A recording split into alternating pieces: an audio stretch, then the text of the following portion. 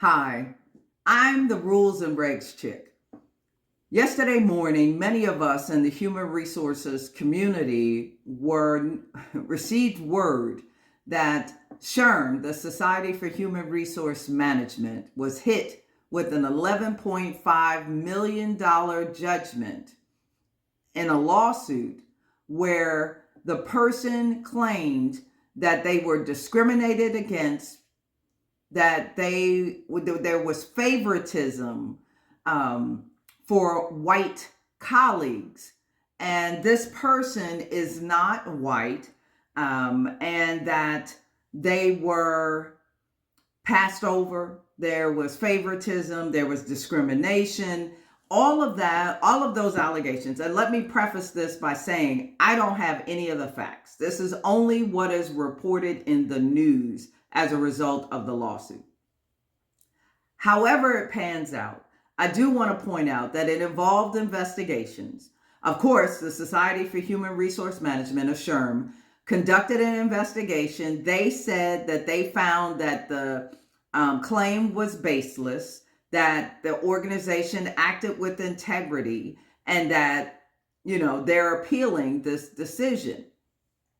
$11.5 million racial discrimination claim. $1.5 million of that is to make the employee whole for loss of wages and some other stuff. But $10 million was punitive. In the beginning of the lawsuit, in the beginning of this trial, rather, SHRM asked the judge to avoid or prevent the plaintiff from using SHRM's status as the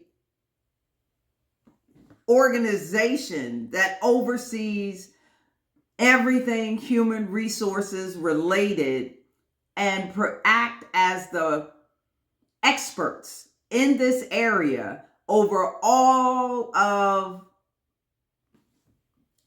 private sector, public sector. They are the experts, but they did not want that information presented at the trial because it held them to a higher standard. Well, duh. You should be held to a higher standard. I'm SHRM CP qualified. I'm SHRM CP certified. I've attended all the conferences. You guys should be held to a higher standard. Anytime somebody in human resources does something wrong, we're held to a higher standard, especially if that is our area of expertise. In this case, and again, I don't have the facts in front of me, so I can only speak to what was reported.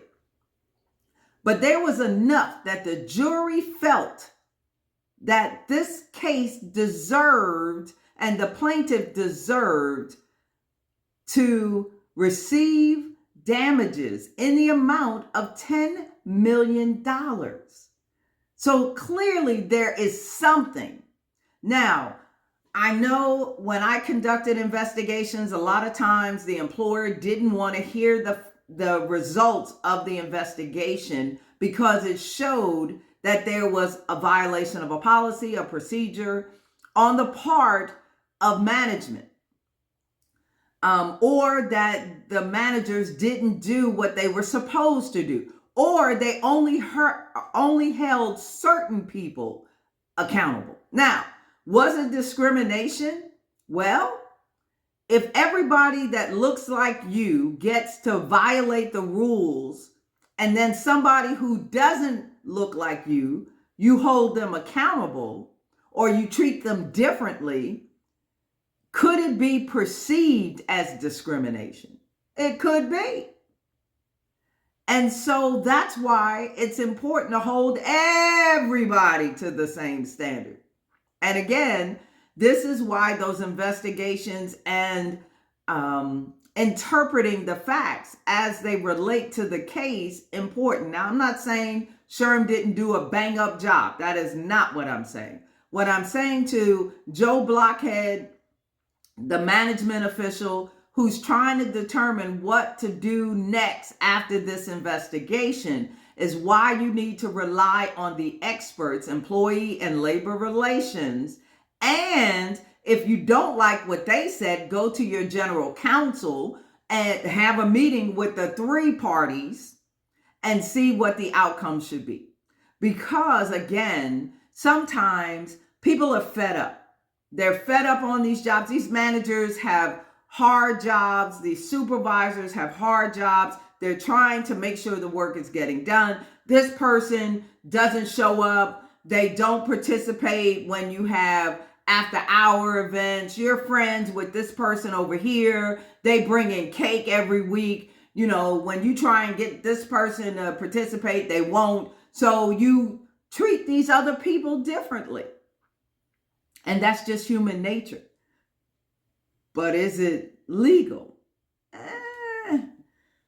Does it negatively impact the person that's really doing their job and doesn't have time to do all the other stuff?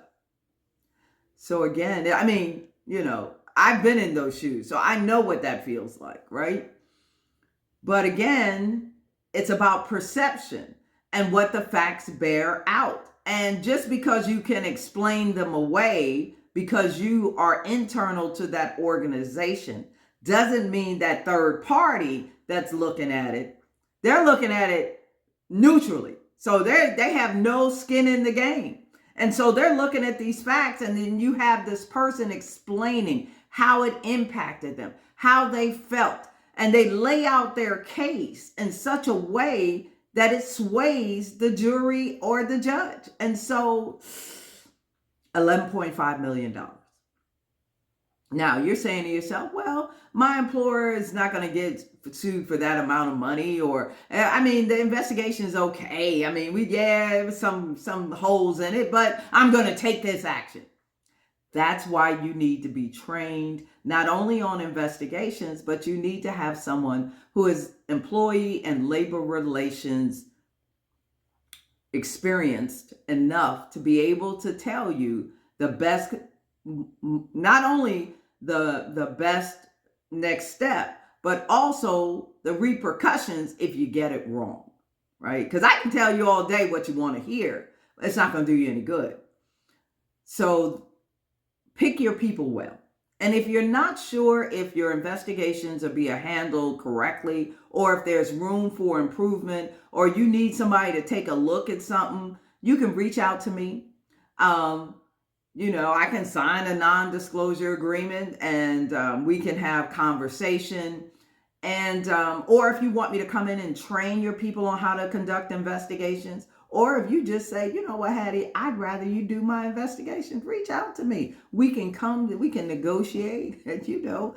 But at the end of the day, you want to be able to protect the integrity of the investigation, the evidence collected, and show that the agency or employer took the action based on the facts at hand and not based on anything else. And then be able to relay that information to a third party and hope that they find in your favor. Because sometimes the plaintiff is more impressive. So I'm your rules and regs chick. You want to reach out, you want to talk about it, reach out. All right. Have a great weekend.